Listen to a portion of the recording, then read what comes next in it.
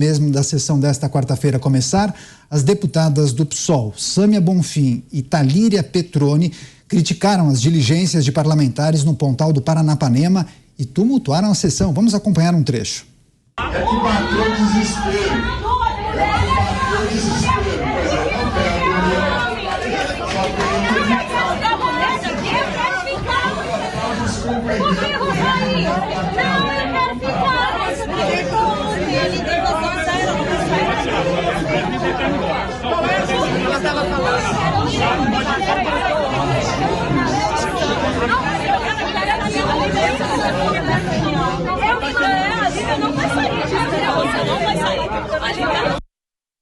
E convidado para falar na casa, o governador de Goiás, Ronaldo Caiado, fez declarações importantes. Em uma delas, ele associou o MST ao narcotráfico, gerando revolta da esquerda. Acompanhem. Que fique bem claro isso que eu estou dizendo. A invasão do narcotráfico nas estruturas que se apoderam e que podem se apoderar do poder. E é importante que vocês realmente possam avaliar esse nível de financiamento, como é que está chegando a eles essa capacidade de mobilização e a quantos assentamentos. Pois é, com a gente aqui na bancada de Os Pingos nos Is, Ricardo Salles, que inclusive é o relator da CPI que investiga essas invasões de propriedades. Salles, queria que você nos contasse um pouco sobre a participação de Ronaldo Caiado. Você publicou um vídeo falando que ele deu uma aula, mas especialmente gostaria que você nos contasse o que tem acontecido, por que tantas discussões, bate-bocas, qual é a estratégia desses parlamentares de esquerda? Bom, Caneto, veja, eles não querem discutir o conteúdo relativo às invasões de propriedade no Brasil. Por quê? Porque, obviamente, esse conteúdo é totalmente desfavorável a eles. O Brasil, aliás, foi uma pesquisa que foi feita por um jornal, não lembro agora qual foi, se foi o Globo, se foi o Folha, que mostra que grande maioria da população brasileira é contra a invasão de propriedade. Ponto. E por que é contra a invasão de propriedade? Porque até o cidadão mais humilde, que conseguiu juntar dinheiro ou financiou para comprar, seja um carro, seja uma casa, seja um terreno, ele olha para esse tipo de atitude e diz: como é que pode uma pessoa que não faz nada, vem aqui com um absoluto descaramento e quer invadir uma propriedade, seja qualquer uma delas. Então, isso vai contra o sentimento de qualquer brasileiro, de qualquer cidadão no mundo inteiro. O sentimento mais comezinho, mais natural, orgânico, de que você tem que colher os frutos do seu trabalho. Mas para ter os frutos, você tem que trabalhar primeiro. Então, o que está sendo discutido hoje na CPI? Está sendo discutido as ações criminosas desses grupos, que todos eles, né, até interessante porque eles tentam criar uma espécie de divisão. Senão o MST é uma coisa, os outros são os outros. Não é. É tudo a mesma coisa. Até porque o MST não tem personalidade jurídica, não tem um estatuto, não tem CNPJ. Então, o que define o que está ou o que está fora dentro de um determinado grupo? Nada. Porque se ele não existe, não tem estatuto, não tem regra. Conveniente. Qualquer um, exatamente, Wagner, qualquer um que queira se intitular MST, FNL, MTST, qualquer coisa, ele pode ser.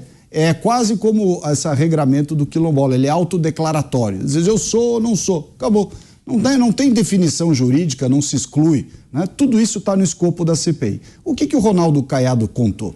Ele contou o que todos nós sabemos, que o MST extorque, e não é por outra razão que o Zé Rainha está preso, né? Mas ele é da Frente Nacional de Luta. É tudo a mesma coisa, o mesmo grupo, as mesmas práticas. Inclusive o Zé Rainha, até ontem se dizia MST. Aí quando teve uma briguinha por dinheiro e por poder, ele resolveu criar uma franquia e criou um outro troço chamado Frente Nacional de Luta.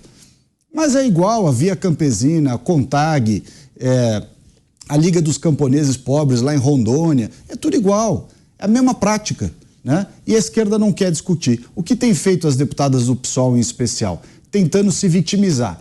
Elas falam as maiores barbaridades, ofendem, distratam, interrompem incessantemente as pessoas, gritam no plenário, como nós vimos aí, fazem o diabo. E aí, quando alguém recrimina, e usa o regimento interno para colocar disciplina na sessão, esse papel cabe ao presidente da comissão, que é o tenente-coronel Zucco, que está indo muito bem como presidente da comissão. Quando ele usa o regimento, que usa para todo mundo. Aí elas dizem assim, você está nos perseguindo porque nós somos mulheres, porque nós não temos direito de fala. É mentira.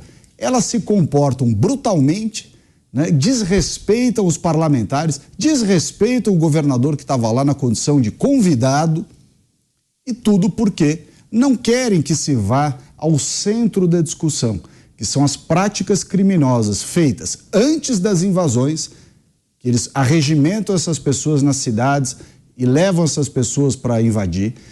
É feito quando querem fazer quando a pessoa já está invadida, e a depoimento que nós tivemos na CPI mostrou muito isso. Foi um casal lá de ex-membros do Movimento Sem Terra dizendo que eles eram impedidos de entrar e sair do acampamento quando queriam, eram obrigados a trabalhar na portaria do assentamento contra a vontade, do acampamento, eram obrigados a trabalhar na lojinha do acampamento contra a vontade, eram obrigados a dar dinheiro e comida para os líderes. Aí quando a polícia chega, diz, quem é o líder? Não, aqui todo mundo é líder. Mentira, tem líder sim.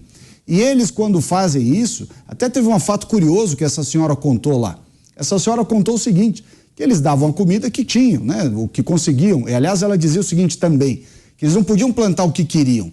O MST dizia, você só vai plantar mandioca e milho. Não, mas eu quero plantar outras coisas, alface, tomate, produto. Não. Mandioca e milho, porque é tudo pensado para fazer propaganda. Esse casal foi lá e contou as maiores barbaridades, contou, inclusive, que eles entregavam a comida, a força que era exigida deles.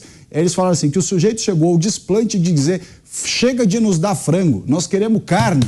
Quer dizer, veja só, acho que até a picanha do Lula lá, esse pessoal já vai exigir. Esse foi o casal de Sem Terra que foi lá contar a realidade dos acampamentos. Um dia antes, na segunda-feira, nós havíamos estado, e foi contar isso, que se insurgiu a Sâmia. E por que ela se insurgiu? Porque estava lotado de material de propaganda política dela dentro da invasão, no meio e tal. E nós chegamos lá, obviamente algo que a gente já sabe, a maioria dos barracos, as lonas, tudo vazio, não tinha ninguém dentro, produção lavoura, zero, ninguém, aliás, a maioria, acho que nem agricultor, não é.